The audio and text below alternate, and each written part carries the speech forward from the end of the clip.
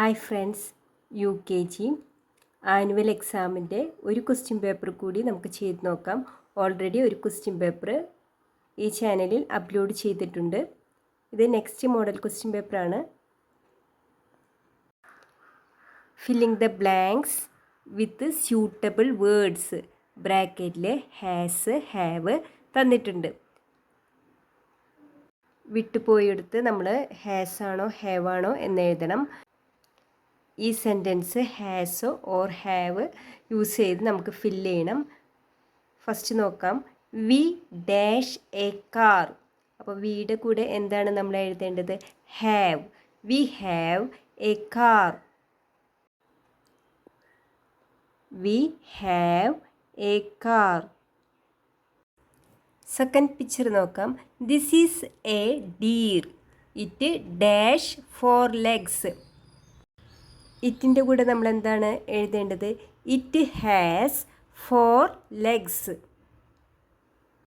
It has 4 legs. Next sentence നോക്കാം.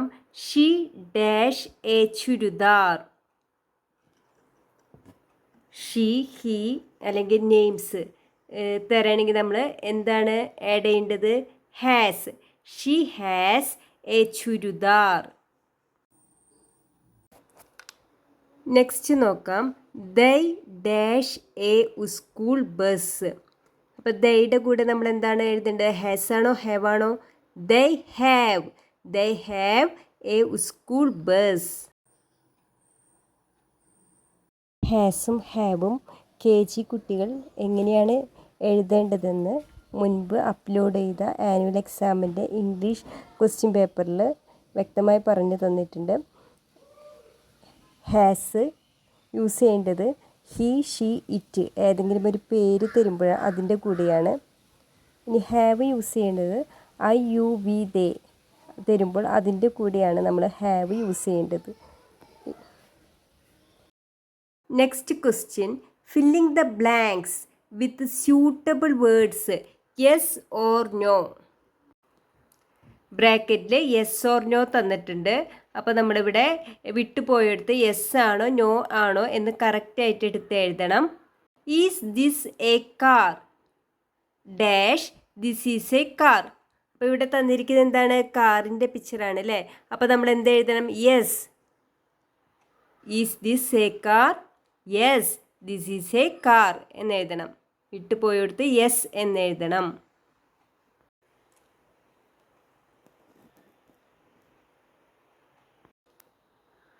Next picture നോക്കാം.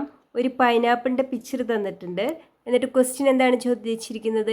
Is this a banana. ഇതൊരു ബനാനയാണോ എന്നാണ് ചോദിച്ചിരിക്കുന്നത്. അപ്പോൾ എന്തായിരിക്കും നമ്മൾ വിട്ടുപോയെടുത്ത് എഴുതേണ്ടത്? No. This is not a banana, this is a pineapple. അപ്പോൾ നമ്മൾ വിട്ടുപോയെടുത്ത് എന്താണ് എഴുതേണ്ടത്? നോ.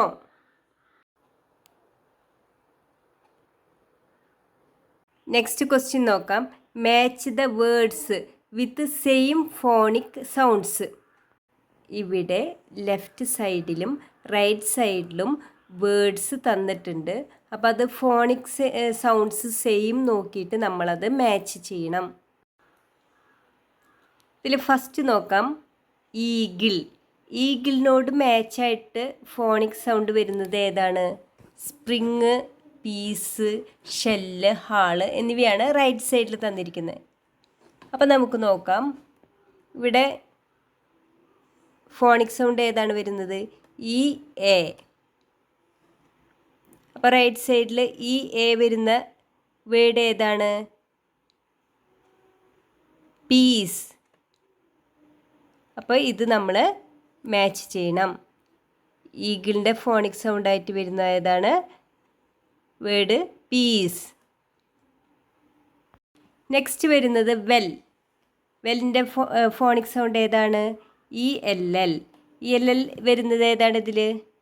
ഷെൽ. അപ്പോൾ നമ്മൾ വെല്ല് ഷെല്ലിൽ മാച്ച് ചെയ്യണം. നെക്സ്റ്റ് വരുന്നതാണ് ബോൾ. ബോളിൻ്റെ ഫോണിക് സൗണ്ട് ഏതാണ്? ALL. ഇപ്പോൾ റൈറ്റ് സൈഡിൽ ALL വരുന്നത് ഏതാണ്? ഹാൾ. അപ്പോൾ നമ്മൾ ബോൾ ഹാളിലേക്ക് മാച്ച് ചെയ്ത് കൊടുക്കണം.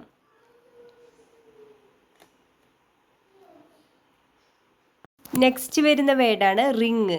റിങ്ങിൻ്റെ ഫോണിക് സൗണ്ടായിട്ട് ഏതാണ് വരുന്നത്? റിങ്. റിങ്ങിൽ വരുന്നത് ING ആണ് വരുന്നത്. അപ്പോൾ അതിൻ്റെ ഫോണിക് സൗണ്ട് ഏതാണ്? സ്പ്രിങ്. അപ്പോൾ റിങ് നമ്മൾ സ്പ്രിങ്ങിലേക്ക് മാച്ച് ചെയ്ത് കൊടുക്കണം.